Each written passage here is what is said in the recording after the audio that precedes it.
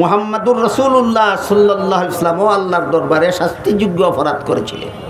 সাদ বলেছে কথাটা ডিলেট করে দিয়ে আমার কণ্ঠে যে তার কথাটা আবৃত্তি করেছি ওইটাই মিডিয়াতে দিয়ে আমার কথা নামে চালিয়ে দেয়। কেতনা বড় বান্দর।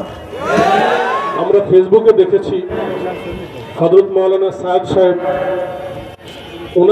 উনি যে আলোচনা করেছিলেন তাবলীগ সম্পর্কে, উলামায়ে কেরামের ইমামতি মুয়াজ্জিনের দ্বীনি খেদমত করা সম্পর্কে এবং মাদ্রাসার উস্তাদদের মাদ্রাসার খেদমত করা সম্পর্কে একটা বিভ্রান্তিকর বক্তব্য দিয়েছিলেন। এই বিভ্রান্তিকর বক্তব্যের যতটুকু বিস্তারিত জবাব হযরত দিয়েছেন। সাদ বলেছে কথাটা ডিলেট করে দিয়ে আমার কণ্ঠে যে তার কথাটা আবৃত্তি করেছি ওইটাই মিডিয়াতে দিয়ে আমার কথা নামে চালিয়ে দেয়। কেতনা বড় বান্দর।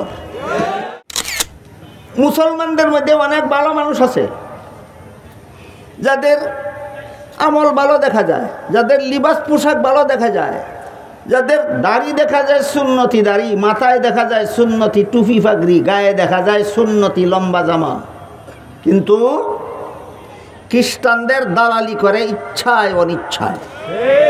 কিভাবে বলে, হযরত জাকারিয়া আলাইহিস সালাম আল্লাহর দরবারে শাস্তিযোগ্য অপরাধ করেছিলেন। এইটাকে এই ফার্সি ভাষায় বলে গুনাহ। ফার্সি ভাষায় বলে গুনাহ। শাস্তিযোগ্য অপরাধের নাম ফার্সি ভাষায় গুনাহ, আরবি ভাষায় মাসিয়ত, আরবি ভাষায় মাসিয়ত, বাংলা ভাষায় মহাপাপ, বাংলা ভাষায় মহাপাপ। জাকারিয়া আলাইহিস সালাম আল্লাহর দরবারে শাস্তিযোগ্য অপরাধ করেছিলেন, গুনাহ করেছিলেন। ইউসুফ আলাইহিস সালাম আল্লাহর দরবারে শাস্তিযোগ্য অপরাধ করেছিলেন, গুনাহ করেছিলেন। মুসা আলাইহিস সালাম আল্লাহর দরবারে শাস্তিযোগ্য অপরাধ করেছিলেন। এমনকি মুহাম্মাদুর রাসূলুল্লাহ সাল্লাল্লাহু আলাইহি ওয়াসাল্লাম আল্লাহর দরবারে শাস্তিযোগ্য অপরাধ করেছিলেন। সুন্নতি লিবাসদারি, সুন্নতি টুফিদারি, সুন্নতি ফাগরিদারি, সুন্নতি জুব্বাদারি মুসলমান, এমন কিছু মুসলমান আছে তারাও এই কথাগুলি বলে। মুহাম্মাদুর রাসূলুল্লাহ সাল্লাল্লাহু আলাইহি ওয়াসাল্লাম আল্লাহর দরবারে শাস্তিযোগ্য অপরাধ করেছিলেন। এই ভালো মানুষটার নাম হযরত মাওলানা সাদ সাহেব। এই ভালো মানুষটার নাম হযরত মাওলানা সাদ সাহেব। এই লোকটার অনুসারীরা এতনা বড়, এই লোকটার অনুসারীরা এতনা বড় ইতর,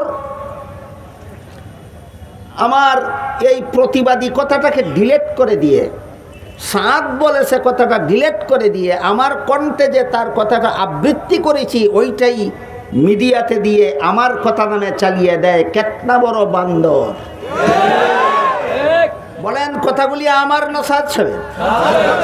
জাকারিয়া আলাইহিস সালাম শাস্তিযোগ্য অপরাধ করেছিলেন, কথা আমার না সাদ সাহেবের? ইউসুফ আলাইহিস সালাম শাস্তিযোগ্য অপরাধ করেছিলেন, কথা আমার না সাদ সাহেবের? মুসা আলাইহিস সালাম শাস্তিযোগ্য অপরাধ করেছিলেন, কথা আমার না সাদ সাহেবের? মুহাম্মাদুর রাসূলুল্লাহ শাস্তিযোগ্য অপরাধ করেছিলেন, কথা আমার না সাদ সাহেবের? এখন যদি বানরে এই সাদ সাহেব নামটা ডিলেট করে দিয়া, আমার প্রতিবাদ ডিলেট করে দিয়ে শুধু আমি যে আবৃত্তি করলাম এটা আমার নামে ভাইরাল করে দেয়, এটা কি ইতর বলবো না বানর বলবো আমি খুঁজেই পাচ্ছি না। এই সাদের পন্থীরা এমন একটা ইতরামি করেছে আরেক বক্তব্যের বেলায়, যেটা আমার নাম ঘোষণার সময় হুজুর বলেছেন। সাদ সাহেব বলে, মসজিদের ইমামতের বিনিময়ে ইমাম সাহেবকে যে ভাতা দেওয়া হয়, আজান দেওয়ার বিনিময়ে মুয়াজ্জিনকে যে ভাতা দেওয়া হয়, আমি বলেছি না সাদ সাহেব বলেছে? এই ফাঁকে ফাঁকে সাদ সাহেব বলেছে। কেন বলি?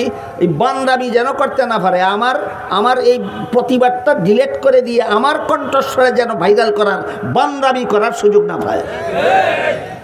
মসজিদের ইমাম সাহেবকে যে ভাতা দেওয়া হয়, মুয়াজ্জিন সাহেবকে যে ভাতা দেওয়া হয়, সাদ সাহেব বলে মাদ্রাসার ছাত্রদেরকে যে উস্তাদ কোরআন হাদিস শিক্ষা দেন তাদেরকে যে ভাতা দেওয়া হয়, এই ভাতাগুলি বেশ্যা নারীর দেহ ব্যবসায়ের উপার্জনের চেয়েও জঘন্যতম হারাম।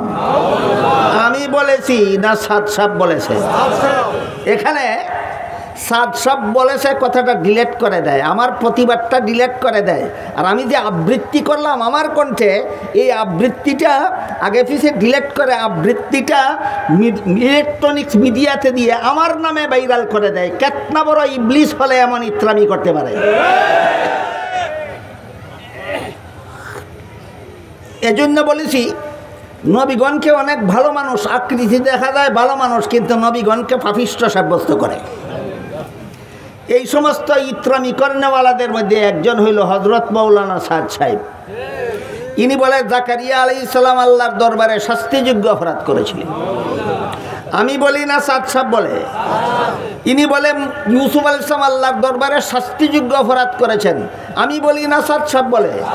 এই কথাটা বারবার বলছি কেন? কারণ বান্দামি করবে এই আগে পরে ডিলেট করে শুধু আমার নামে ভাইরাল করে দেবে। এই সাদ সাহেব বলে মুসা আলাইহিস সালাম আল্লাহর দরবারে শাস্তিযোগ্য অপরাধ করেছিলেন। এই সাদ সাহেব বলে মুহাম্মদুর রাসূলুল্লাহ সাল্লাল্লাহু আলাইহি ওয়াসাল্লাম আল্লাহর দরবারে শাস্তিযোগ্য অপরাধ করেছিলেন। এবার বলুন, নবীগণকে শাস্তিযোগ্য অপরাধী সাব্যস্ত করা, নবীগণকে গুনাহগার সাব্যস্ত করা, এতক্ষণের কথা বুঝে থাকলে বলুন এটা মুসলমানি মতবাদ না খ্রিস্টানি মতবাদ? এই মতবাদ যারা মুসলমান সমাজে চালু করে এরা জেনে হোক না জেনে হোক এরা খ্রিস্টানের দালালি করে।